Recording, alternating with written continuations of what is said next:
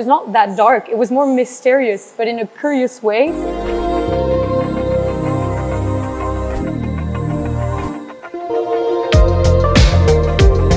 My name is Emma. I have a bachelor degree in microtechnique. I'm doing quantum science and engineering with a specialization in quantum computing. My name is Siddharth. My bachelor was in engineering physics, and like Emma, I also realized that is where I want to do quantum computing or quantum technology. I chose EPFL because it had the best reputation for research and somewhat the best funding. When I started the master, it's true that we had to choose between software and hardware specialization. I come from a microtechnique bachelor, so normally for me it was more oriented hardware, but I love coding and that kind of software things. It was like kind of clear for me that I wanted to do quantum computing. I was almost on my first day very sure that I want to do hardware. Maybe I should have explored a bit more like you, but no, I really liked experimental physics. It's kind of cool because, you know, there are labs at EPFL where you can control single atoms using lasers or reach like extremely cold temperatures in these fridges. So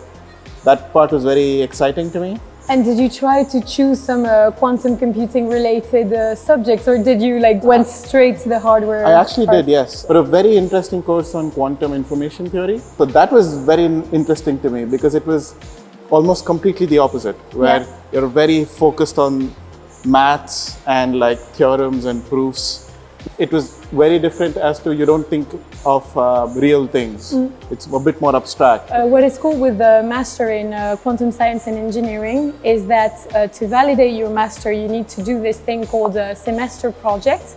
So you need to validate 2 different semester projects during your whole master. And basically a semester project is a project that happens in a lab during 1 semester, and you get to work in the lab during 1 or 2 days per week. I had the opportunity to do my 2 semester project in the SMILS lab, Information Processing Group, with Professor Nicolas Macris. It's the first time you get to have that kind of freedom. I could choose kind of what path I wanted for my project. So as soon as I came, I joined the lab of Professor Brontou, the lab of quantum gases. And that was super nice for me because, as you said, like, number one, you're potentially helping a PhD student with their project. But secondly, you just learn a lot of things practically which you can never learn in a textbook. I had some other friends who did masters in other countries. Most of them start working in labs either on their own, like on their own time, or after their first year, after finishing courses.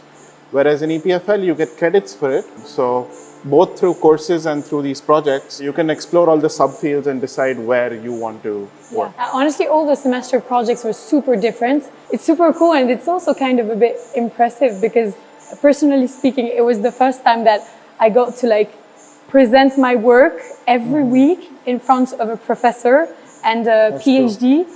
And like, you need to perform during an hour, and I think it's a very, very good task. As I did the bachelor in microtechnique, it's a very huge bachelor. So we were, I don't know, maybe 400 or 500 students. Okay. And the difference with the master in quantum science is that it was very new for me to be in smaller classes with like, I don't know, 40 people. All the professors know you because we're not that many students in the class. So I think it's kind of cool to have this access to knowledge. These are people with a lot more experience than we do. So they not only tell you about the subject, but because during the masters you're thinking about where to go afterwards, they're very useful to get advice from. I was a bit worried, but I did not struggle that much when I came.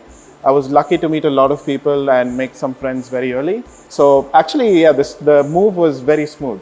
It's true that we are in a master that leads you to research. So the first thing I was a bit afraid of is to not be able to choose my path, whether I wanted to go to industry or to research. So I'm kind of excited to have this first experience in industry. Yeah, I mean, there's a lot of excitement around quantum computing. And therefore, a lot of industries are picking it up and seeing what they can do with it or how it can benefit them. One thing I really liked about EPFL courses was that it's very practical. I mean, of course, you're still studying from a book and giving exams, but they teach you what it is to do the same thing, for example, in industry or when you're practically doing it, which sort of force you to think not in a very theoretical way, but to see how this would be applied. So I think even the courses sort of prepare you for jumping into industry. And you really realize during the interviews for the internships that practical things are kind of the most important things, because they really show your way of thinking and your ideas. And the first questions they were asking me during the interviews were like, can you explain what you did during your semester project? The semester project really helps because I got most of my internship interviews just because of what I did in my semester project. I've already sort of somewhat made a decision as to what I want to do later because I've started a PhD in semiconductor physics. Quantum is very useful for that because you need it to understand the devices, to design them, to model them. So I would like to stay in this sort of research of new devices which could enable new forms of computing. I have the feeling that the thing with PhD and with research is that you cannot have a deadline because it depends on your research. But when you're working in a company, everything works with a deadline. Do you think there is something paradoxical with doing a PhD in industry, or? I think that could happen. I mean, in the end, you are going to be working on a research project. Yeah. So where I think there is some understanding that research takes time. So there will be some leeway there compared to a normal job. But yes, there is certainly some pressure of deadlines or performing, because in a company you also sort of have to justify why this research should be conducted a bit more strongly than maybe academia. It is in some sense the same as academia because you do very similar kind of work, but also different because the expectations and pressure is a bit different. This is a disadvantage or advantage, but you may or may not have to take courses or teach. I personally wanted to do those things, but maybe those are things which you don't have to do in industry. I would say first, do not hesitate, follow your heart, because even though everyone says like quantum physics, what's quantum physics? It seems super dark and super difficult. And that was the first reason why I wanted to like know more about quantum physics, because I was like, why everyone is saying that? And when I saw and when I realized that it was not that dark, it was more mysterious, but in a curious way, I was like, okay, that's why I want to do quantum physics. So do not hesitate, follow your heart and go for it.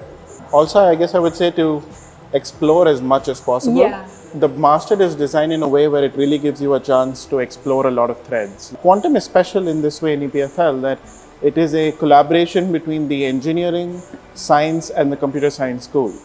So you can take courses in all three. It's not a secret that the campus is amazing for engineering studies.